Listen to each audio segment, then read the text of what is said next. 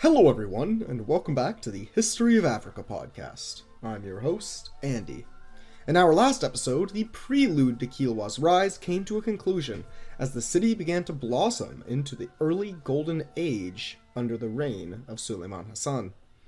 Not only did he improve the city, rebuilding much of its old wooden buildings into imposing stone edifices, but he also expanded the territorial holdings of his sultanate into Pemba, Zanzibar, and the surrounding mainland. However, it turns out that just as Kilwa was influencing its new territories, these new territories would influence Kilwa back. Today, a new rival emerges that will bring the seemingly invincible Shirazi dynasty to its knees permanently for the first time. Season 6, Episode 10, The Mahdali Coup. Kilwa's early history has been quite a chaotic one so far, but throughout this entire epic history, one factor has remained permanent and constant throughout. No matter how many kings have been toppled, whether by foreign invasion or domestic revolt, the Shirazi dynasty has remained an unquestionable and consistent presence. Each Sultan of Kilwa claimed direct, traceable lineage to Ali ibn Hassan al-Shirazi himself. This is going to change today as Kilwa enters the 14th century, which will prove to be a new era. Now, before we talk about this sudden and upcoming enormous change, I want to take a brief but relevant detour to talk about the weird historiography of Kilwa at this time. You may have noticed that in our last episode on Suleiman Hassan, I didn't make any mention of the Arabic version of the Chronicle, and there's a reason for that. While the Arabic and Portuguese versions of the Chronicles are mostly on the same page throughout the bulk of their account, this period represents the biggest area of discrepancy. The Arabic Chronicle just kinda awkwardly stops and abruptly stops recording the last 9 Shirazi kings of Kilwa we've been talking about, which, yes, include such a figure as Suleiman Hassan. Now, this doesn't necessarily refute these guys' existence, since the Arabic Chronicle definitely acknowledges that there were people governing Kilwa during this time. It just figures that they were not interesting enough to record, I suppose. And it, as a result, just kind of skips from the end of the 11th century to the start of the 14th in its timetable. This major blank spot is further complicated by another trend, the sudden lack of Kilwa's coinage production. For reasons unknown, perhaps representing an economic downturn, coinage production in Kilwa suddenly halted in the later years of the 12th century, meaning that an important resource in the study of Kilwa's rulers was now missing. Archaeologically, this period stretching from the late 12th to much of the 13th century is one of the less exciting times in the record, with relatively few large building projects associated with this period as well. Indeed, the Portuguese Chronicle, after Suleiman Hassan, mentions almost nothing about this time. The entirety of the late 12th and 13th century is summarized in a single paragraph which just lists out the names, the lengths of their rule, and their relationship with previous rulers. Nothing else is mentioned at all.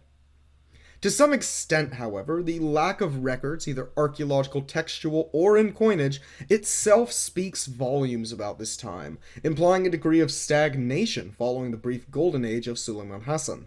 Speculating about the cause of this downturn is frankly impossible given the lack of information we have. However, based on what happens next, we can make the estimate that this period of stagnation would certainly have quite an impact on Kilwa's political future. Around the turn of the 14th century, a new development occurred that would change the history of Kilwa forever, depending on which version of the Chronicle you believe, at least. See, in the Portuguese version of the Chronicle, the transition of power in Kilwa in the year 1300 was nothing special. That year, the Sultan of Kilwa died, and his grandson, a guy named Hassan ibn Talut, took over for him. Nothing else of note. This is noticeably different from that shared in the Arabic version of the Chronicle. There's a reason why the Arabic Chronicle suddenly decided to begin again after this long time skip, since the beginning of the 14th century was the start of a new era in Kilwa's history, the era of the Mahdali dynasty. Instead of a peaceful transition of power, the Arabic Chronicle describes a violent seizure of power, a forceful military coup d'etat. This version of events is generally seen as more credible, since it aligns more closely with the descriptions of Kilwa's history from the following centuries. To quote from this section of the chronicle, "Then the kingdom passed from them from the house of Abul Mawahib. The one among them who was assigned the emirate was Al-Hasan bin Talut, the one famous for insight and courage. He took over the kingdom by gaining the upper hand, despite the presents to those to whom it rightfully belonged. They had become weak regarding the command of the nobility, so he monopolized power by himself and took the kingdom forcibly and by compulsion." So, yeah, that version of events was obviously quite different from that the Portuguese relayed. The first Mahdali king, who is also named Al-Hasan ibn Talut, was a violent usurper who was able to seize power by force. Of course, this description still leaves a lot to be desired, as a lot of important information is excluded. For starters, where does this guy even come from? Who is he related to? Well, as it turns out, we do have some pretty decent guesses. From later parts of the chronicle and some later Arab geographies as well, we are able to piece together some fairly strong estimations.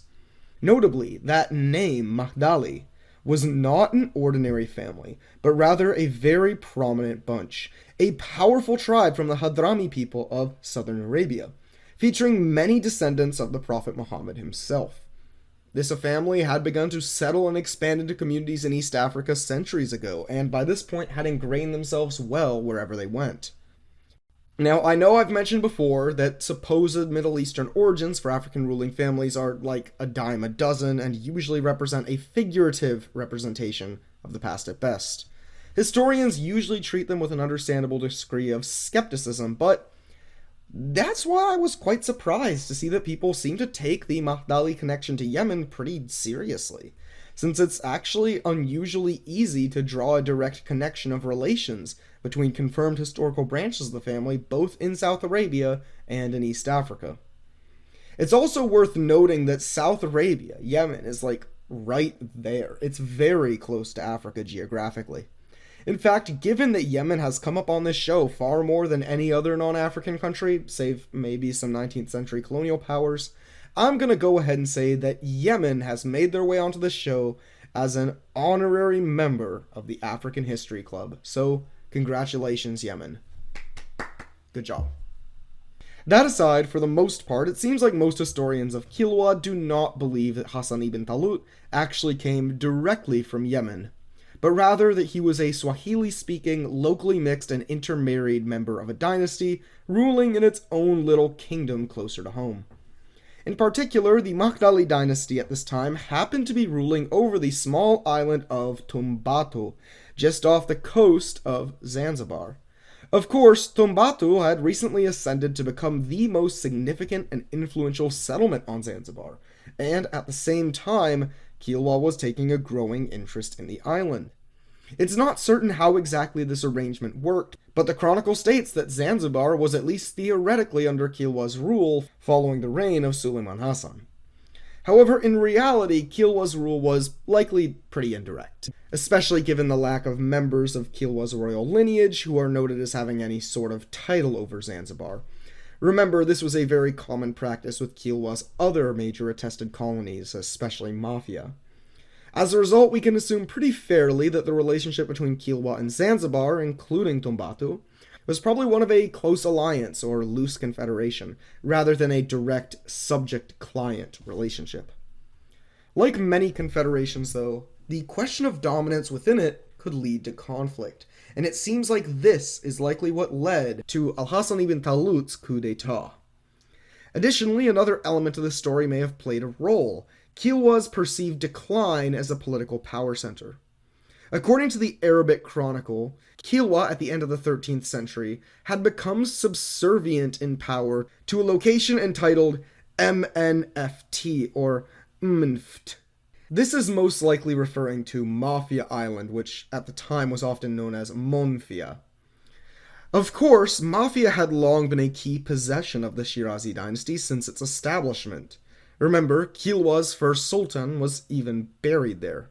While the importance of Mafia compared to Kilwa has oscillated on a few occasions, At this point, the chronicle implies that Mafia, at some point in the 13th century, had become firmly the home of the Shirazi dynasty, their new capital, one that replaced the declining island of Kilwa Kisiwani. This might also explain why certain rulers recorded in the Portuguese version are absent in the Arabic version.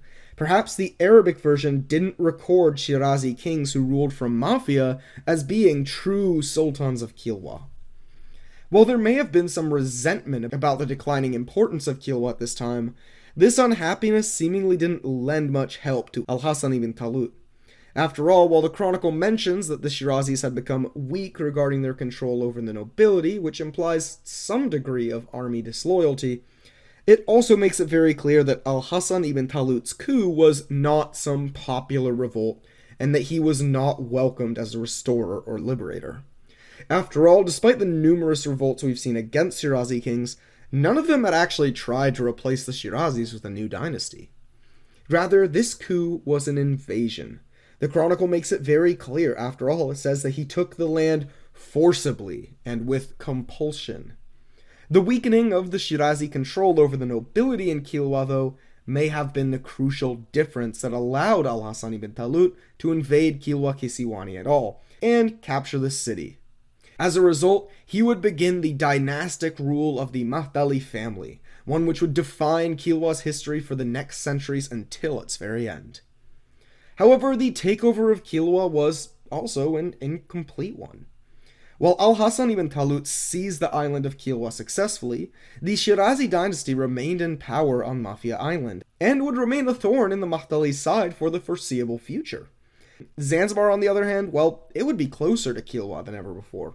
With a man who was probably Zanzibari conquering Kilwa, the two regions became more and more interconnected, with the loose alliance or confederation governing the two islands gradually beginning to transform into a more formalized system. Even controlling just part of the territories of the Kilwa Sultanate, Al-Hasan ibn Talut immediately made a major impact in the realm of life on the island. But the biggest change we can observe was in the economy.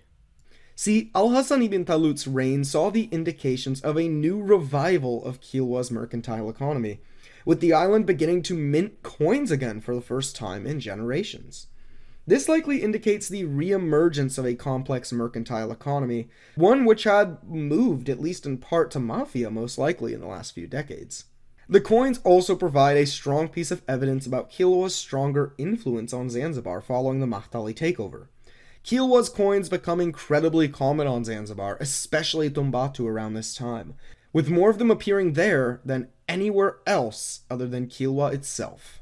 In addition to revitalizing the economy and returning the center of power to Kilwa Kisiwani, Al-Hasan ibn Talut would also set the ball rolling on another matter which would transform Kilwa's religious life. Now, Kilwa's religious history is something which I unfortunately haven't had much of a chance to discuss yet this season. We've mentioned that Kilwa, from its inception, had been an Islamic country, but that's about it. However, the context of Kilwa's religious history prior to the 14th century is actually quite complicated. The main source that details this part of early Kilwa is a document we mentioned in a previous episode, the 12th century letters from the Omani religious scholar Muhammad bin Sayyid al-Kalhati. Now, according to al-Kalhati, the people of Kilwa had been, for quite a long time prior to his authoring, following a very specific sect of Islam known as Ibadism. Now, for those unfamiliar, Ibadi Islam is a super interesting topic worthy of its entirely own series. I assume that basically all of you familiar with the idea of Islam are aware that it's generally divided between two major sects. There is Sunni, the majority sect of most of the world, and the smaller Shia Islam, which comprises about 10% of worldwide Muslims today. Shiism is the majority in Iran, Iraq, Azerbaijan, Bahrain, and some small scattered minority communities in numerous other places. Sunnism, on the other hand, is the majority literally everywhere else, with one exception. See, there is actually an oft-forgotten third sect in this equation, too, known as Ibadism. The most important part for this podcast's sake is to know that the largest Ibadi community, both today and in the medieval period, was concentrated in the country of Oman, along the Indian Ocean coast, and a major trade hub in its own right. Meanwhile, coastal East Africa, in many ways defined by its cosmopolitan mercantile economy and culture, became something of a sectarian melting pot. Various sects emerged in different communities on the coast. Sunnis became the majority in most regions, but some small communities of Shia in other regions where the faith was introduced by merchants or missionaries from northern Yemen or parts of coastal Saudi Arabia or the port of Basra in Iraq. However, in regions where Omani merchants or missionaries were influential, Ibadi Islam actually became dominant. The largest Ibadi community in East Africa, which still persists today, can be found in parts of Zanzibar, and apparently for some time, it became dominant on Kilwa as well. Now it's worth noting that sectarian divisions in Islam were not necessarily as cut and dry as that description may have made it sound, and many communities around the world, especially in an era of less global communication, didn't necessarily view it in such strictly divisive terms. For example, Kilwa at this time appeared to not have possessed an especially robust scholarly community, and as a result, they didn't rely heavily on very specific ideas of fiqh, or Islamic jurisprudence, when it came to daily government. Rather than strictly based on religious ideas and beliefs, it may be better in this setting to think of Islamic sectarian differences as primarily focusing on, of all things, governmental succession. And this is where Al-Kalhati's writing about Kilwa comes in. According to Al-Kalhati, a succession dispute arose among two of Kilwa's princes during the 12th century before the Mahdali takeover. These two princes are unnamed, but apparently, like many other Islamic kingdoms at the time, Kilwa had started to base their line of succession depending on the relationship that the claimants had to specific important religious figures. In the case of Kilwa, they based the succession off of, well, a relationship to an important Ibadi scholar. The two princes in dispute were said to be brothers, but must have been either half-brothers or one of them being adopted, since apparently one of them was a descendant of the aforementioned Ibadi scholar, and the other was not. The scorned prince, referred to in the text as the apostate, decided to challenge his half-brother's claim, and as a result had to challenge Kilwa's Ibadi leanings as well. His main rationale for this challenge would take a, let's say, somewhat not safe for work rationale. So yeah, usual warning. If you're listening in public or around kids, we are going to discuss some slightly taboo stuff. So in this case, the apostate prince denounced the Ibadi school and charged it with permitting a litany of terrible sins, such as allowing people to disobey their Ramadan obligations and, crucially, permitting sex during a woman's menstrual period, seen as highly taboo. Using this charge of support for period sex, the apostate prince tried to convince Kilwa that they could not follow a school that promoted such degenerate sexual behavior. He insisted that Kilwa should abandon Ibadism and, just by coincidence, surely, change up the way that inheritance is done so that you don't need to be related to that Ibadi scholar anymore. Of course, the apostate's brother was eager to refute this claim, stating that there was no way that Ibadism supported period sex. Instead, they should stick with Ibadism and maintain the line of succession as it was. To settle the issue, Kilwa's elites decided to call in a man who could serve as an authority, an Omani scholar of Ibadism. The scholar came to Kilwa and, upon being asked, assured the people that, indeed, Ibadism did not condone period sex. Faith in Ibadism was restored throughout the island, and the apostate prince lost his claim on the throne forever. Now, that long anecdote aside, by the time that Al-Hasan ibn Talut invaded Kilwa, Ibadi Islam was apparently pretty well entrenched on the island, which represented a problem. Since descent from prominent Ibadi scholars likely still played a major role in the legitimization of Kilwa sultans, the Mahdali sultans were facing an existential crisis over this issue. After all, the Mahdali family had no connections to the lineage of Ibadi scholarship, and as a result, there was the ever-persistent threat that some of the more devout among the population who took that idea seriously could help the Shirazis retake their throne. After all, centuries ago, Shanga had successfully invaded Kilwa and banished the Shirazis to Mafia, only to be overthrown shortly after. What exactly was stopping the Mahdalis from meeting a similar fate? While Hasan ibn Talut had successfully wrestled Kilwa away from the Shirazis, he would never truly solve this crisis of legitimacy that his position entailed. Rather, that task would fall to one of his descendants. Join us in our next episode, when Hassan ibn Talut's descendants will have to overcome their status as usurpers and become perhaps the single greatest sultan in the history of Kilwa. Thank you for listening to the History of Africa podcast. If you like our show, then we would greatly appreciate if you could help support the show and our project of freely available online history education. You can do this by supporting us at patreon.com/historyofafrica, providing us a rating or review on Spotify, Apple Podcasts, or iTunes, or by sharing the podcast with anyone who you think might enjoy learning about African history.